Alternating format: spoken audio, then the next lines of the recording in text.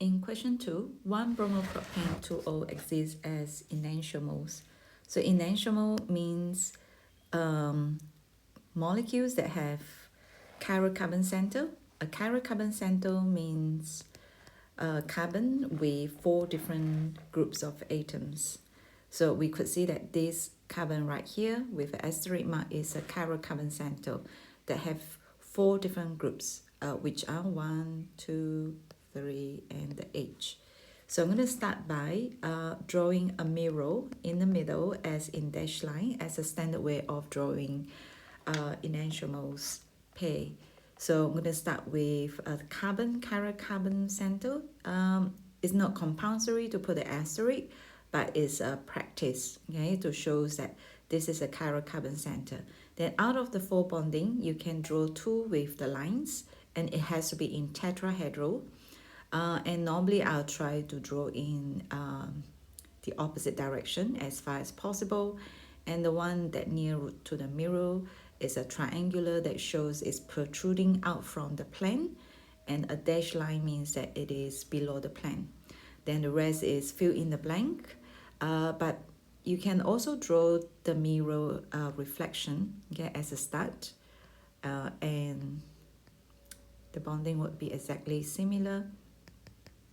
This will give you a clearer picture how do they mirror themselves. So I'm put the OH, okay, and then the CH2, Br, and the H, and the CH3. Okay, that same thing goes to CH3, okay, H, CH2, Br, and OH. So as long as they are showing mirror image, it is acceptable. You can also write BrH2 bonded to the C. So number 2, why can 1-propane 2O exist as enantiomers? So again, the keyword is a chiral carbon center. So it can exist as an enantiomer because it has a chiral carbon center, chiral carbon center with 4 different groups of atoms, of elements, and it also have asymmetrical shape. So the main keyword is chiral, okay, chiral carbon center, 4 different groups, and asymmetrical shape.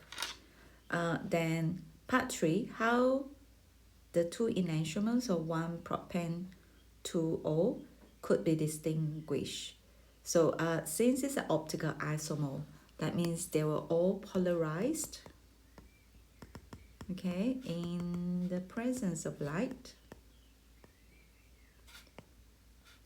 and rotate, okay, in the opposite direction. So this is a keyword, opposite direction, and polarized in the presence of light. So light, polarized, and opposite direction. Okay, now moving on to the next question. 3 bottles, each containing different colorless liquid. This is one of favorite question in NCEA. So you have to imagine that you have 3 colorless liquid, no different from tap water. So as a chemist or as a chemistry student, you are asked to distinguish these 3 colorless liquid.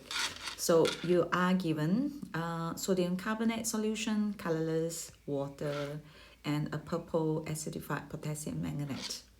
So normally when we do chemical tests, we will choose one of the chemical that requires least cost. So you can see that water has the lowest cost in doing any chemical tests. So I'm going to start by, okay, adding water first, okay, and make sure you answer have the observation for all 3, type of reaction, and structure formula. So I'm going to start by, I'm going to add, okay, be very careful, always start with a verb. Do not say butanol chloride is mixed with water, but rather add water to all 3 different colorless liquid in 3 different test tubes. Okay, so we have 3 different test tubes. So, okay, next the observation, the liquid, okay, that produces white film, okay, which is always name it, okay. Observation, white film will be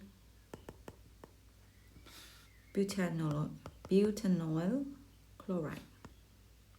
So we are given the observation, and the type of reaction would be, okay, so we are looking at the Cl changing to OH group, so which is a carboxylic acid. So since we are replacing it with OH, so the reaction will be substitution. Okay, and the structure formula, I'm going to draw it on top here, so you could see the changes that occur. CH3, so since it's structure formula, so always have a dash between the carbon. So my structure formula is here, OH, so which is a butanoic acid. Okay, so that's done for, okay, butanoyl chloride. Now next one, which means the other 2 liquids that have no reaction with water, okay, will be tested with either one of these. So we can choose sodium carbonate solution. Okay, so this time I'm going to put down add sodium carbonate solution into, okay, the other 2 colorless liquid, and the liquid that give colorless air bubbles, okay, would be carboxylic acid. So the air bubbles is carbon dioxide gas, okay, and that liquid would be a butanoic acid, and that would be butanoic acid. So we have done the observation, and the type of reaction, it's like, this is a base. Butanoic acid is an acid, so it's an acid-base reaction. And the structure formula, okay, since we're using sodium carbonate, so I'm going to replace this one, H with an Na. So end up with, okay, make sure it is a structure formula, not condensed. Just make sure you have the extra bonding shown, okay. So ONA is the sodium butanoate solution produced. So the last one, okay, we have acidified potassium permanganate solution. So the last one, okay, so I'm put down acidified potassium permanganate solution into the last colorless liquid. Okay, and the observation is it will turn, okay, the purple acidified potassium manganate into colorless solution or decolorize. And KMnO4 is a strong oxidizing agent. Therefore, the name of the reaction is oxidation. And the product, okay, would be, let's check the alcohol given. So we need to identify the types of alcohol, whether it's a primary or secondary. So the way to determine whether it's a primary or secondary, we need to look at the carbon nearby that attached to the C, okay, with the hydroxyl. So you could see that there are 2 carbon, 1, 2, and that makes this a secondary alcohol. So a secondary alcohol will give ketone. If it is a primary alcohol, you will be getting aldehyde. So in this case is a ketone. So oxidation also means loss of hydrogen. So I'm going to remove these two hydrogen, okay, which mean oxidation, and that give me double bonded O, so which is a ketone. All right, and it's an easy question to score for excellent if you can, sort of plan out the experiment in 3 different steps and know which one to choose, and always choose water for if you are given water for chemical tests, because that's easiest way to identify or cancel out any other possible reactants given. Now, C, you have JKLMN, identify reagent 1, 2, 3, and 4. So this would be an easy answer to score if you do know how to break down ester. So if it is tough for you, if you listen carefully, how do we break down the ester into 2 parts, that will give you a good head start to understand how ester is formed. So first of all, we know it is an ester because it's an OAT. So do refer to question 1, how do we derive the OAT? So OAT means it's an ester, and ester is formed between alcohol and carboxylic acid. So I'm going to highlight this part right here, and between the double bond and the single bond, so I am going to highlight the single bond O, because this is where you are going to start. It's alcohol. Okay, the naming of the alcohol is right here, propyl, that reflects the 3 carbon on top. Ethanol on the other hand, okay, it's the carboxylic acid part.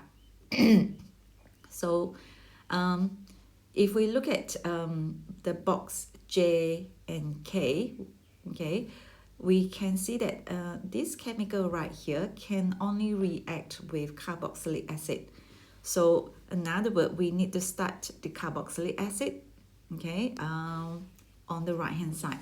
So the orangey part is the carboxylic acid. So I'm going to start with CH3, C double bond O, that derived from here, and okay, it comes from an acid, as it is, okay, as ethanoic acid. Then this SOCl2, thionyl chloride, is a compound that substitute the OH. So we will have OH being substituted by Cl. Now, once we have the acyl chloride, okay, we need to combine with an alcohol. And the alcohol, the type of alcohol used is here, propyl. So I'm going to have propanol from here. So propanol would be 1, okay, you are asked to draw structure formula. So make sure you always have bonding in between. You can fully expand them, or you can partly show condense, but you still have to show the bonding for structure formula. So we now have a compound K and L combined to form ester. Now from K to M, we are now looking into a reagent 1. So you might be thinking, oh, what do we have right here? And if you look at N to the last product, we have a ketone. So a ketone is where we have, okay, is where we get it from, a secondary, okay, secondary alcohol. So that means in between, okay, from here to here, we need to remove the OH. And the only way to remove is through dehydration. Okay, and the reagent for dehydrating process is always concentrated sulfuric acid. Now from here, we're going to remove this OH right here and the 1H right here. So that gives us an alkene. Okay, so from here, we're going to draw 1, 2, 3 with a double bond in the middle, okay, by losing water molecule as propene. Okay, then in reagent 2, we now could see that we need to identify reagent 2 to form secondary alcohol. So to form alcohol from alkene, it requires addition of water. Okay, addition of water in this case means the reagent will be H2O, but it has to be acidified with high temperature. Okay, and how do we put water back to the double bond? So we need to use a rule Markovnikov. Okay, Markovnikov, if you refer to the previous section, Markovnikov means in general, in quick understanding, it means rich get richer. So I'm going to put the hydrogen to the C that has more hydrogen. So you could see between these two C, we have this C right here with more hydrogen. So I am going to put hydrogen into this carbon right here. Oops. Okay, carbon right here. So end up with 3C and having more H here. And okay, water is formed between H and OH. So I put the H to the first carbon right here, and then the OH in the middle, and the rest just copy down. That gives you propan-2O, which is exactly secondary alcohol, as there are two adjacent carbons attached to the C with the functional group. So from here, reagent 3, we could see that that's in oxidation because we are removing hydrogen from the C, highlighted here. We're removing these two as oxidation. So we are using strong oxidizing agent. So the strong oxidizing agent can be acidified potassium permanganate solution, aqueous. Okay. You can also choose acidified potassium dichromate 6 solution. And backward, which is reduction. Forward is oxidation, backward is a reduction. So reduction means we are adding hydrogen, and the popular reducing agent is sodium boron hydride. Okay, NaBH4 is the opposite of KMnO4. So with this, you will get an excellent, okay, for question 2. Two excellent questions, the part C and the part B.